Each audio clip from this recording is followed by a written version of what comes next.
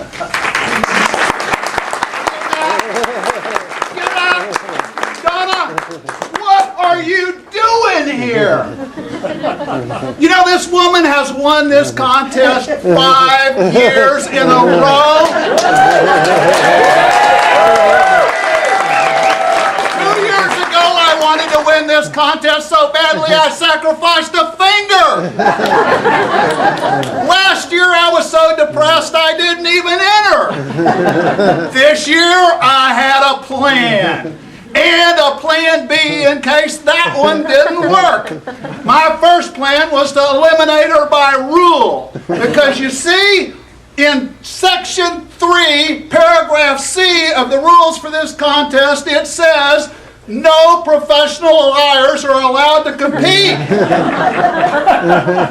This is designed specifically to keep out used car salesmen, lawyers, liars for hire like Donna, and candidates for political office. So I called up Joe. Oh, Donna told me she's an amateur.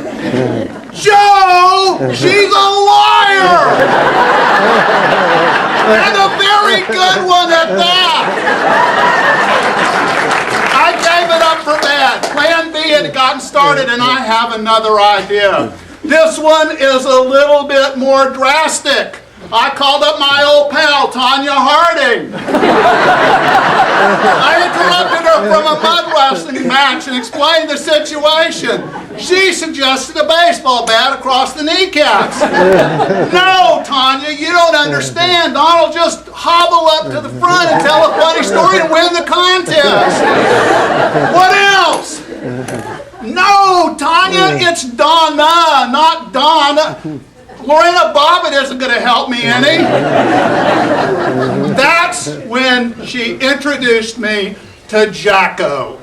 I met Jacko at the Chuck E. Cheese on 183 on April the 1st, 2007. The first thing I noticed about Jacko was a big nose that took a dog leg to the left in the middle of a shock of greasy black hair that strung down to his shoulders. Jacko was one big dude. Bulging out of his left t-shirt sleeve, his right t-shirt sleeve was a huge bicep with 1%er tattooed on it. On his left bicep, no smaller, was a skull with a snake crawling through the eyeball sockets and breathing fire. I knew Tanya had steered me right. We looked kind of silly sitting in the kiddie seats at Chuck E. Cheese, but it was good cover. It didn't take us long to figure out what eliminate from competition meant. And then we reached a price. I pulled out my billfold to pay the man, and he reached into his vest and pulled out a badge. Fortunately, my wife had raided my billfold that morning and taken every single dollar of hard currency I had. Thinking quickly, I screamed out at the top of my lungs, "April Fool!" And I handed him my membership card in Practical Jokers Anonymous. Jacko was not amused. I spent 60 days in jail, spent $10,000 in 3 court appearances to convince the judge that no one in their right mind would have someone whacked because they're a bigger liar than I am. But that's okay. I knew if anything happened to Donna now, a cloud of suspicion would fall over me. So I gave that idea up. Plan B was simmering on along, and I had another idea. I don't know why I hadn't thought of it before. It was so simple. I just bribed the judges. So I called one of them up. I'll change his identity to change his name to protect his identity. Hello, Mr. Kelto, John Kelto. Yes, this is Scott Killen. I'm calling about the Liars Contest. Donna's won it 5 years in a row. I'm not going to mince words with you, sir. I'll pay you $500 to vote for me. There was a peal of laughter on the other side of the phone. Why, she pays us twice that to vote for her.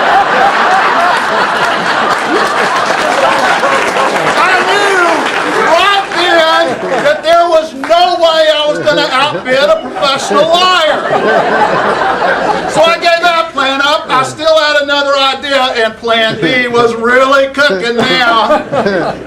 I called up Donna, I disguised my voice, and I represented myself for being a booking agent for the Storyville, Ohio Storytelling Festival. And despite the fact that I contracted with this woman to appear on that Ohio stage at 2 o'clock this very afternoon, there she sits! Now I figured she might do something like that, so in one last act of desperation, I drove out to her house this morning at 4:30 in the morning, and I poked a hole in her oil pan with this 10-penny nail.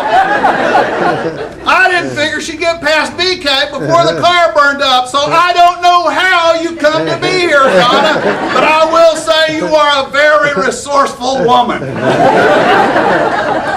But you know, I still have Plan B in my back pocket. It cost a lot of money, it took a lot of time, but I think it's going to be worth it. You see, I hired Dick L. Getcha of the Dirty Dick Detective Agency to follow these judges around for the last 11 months. And I have photographs.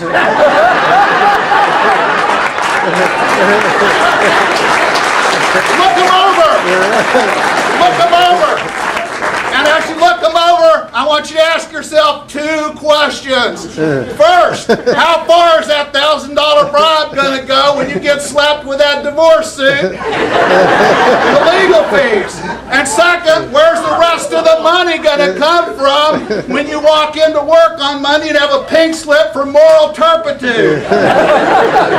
Now, after you've answered those questions, then decide who you're going to vote for. And I just want you to know that I am an expert at internet publishing, and if you think I'm lying, ask Joe.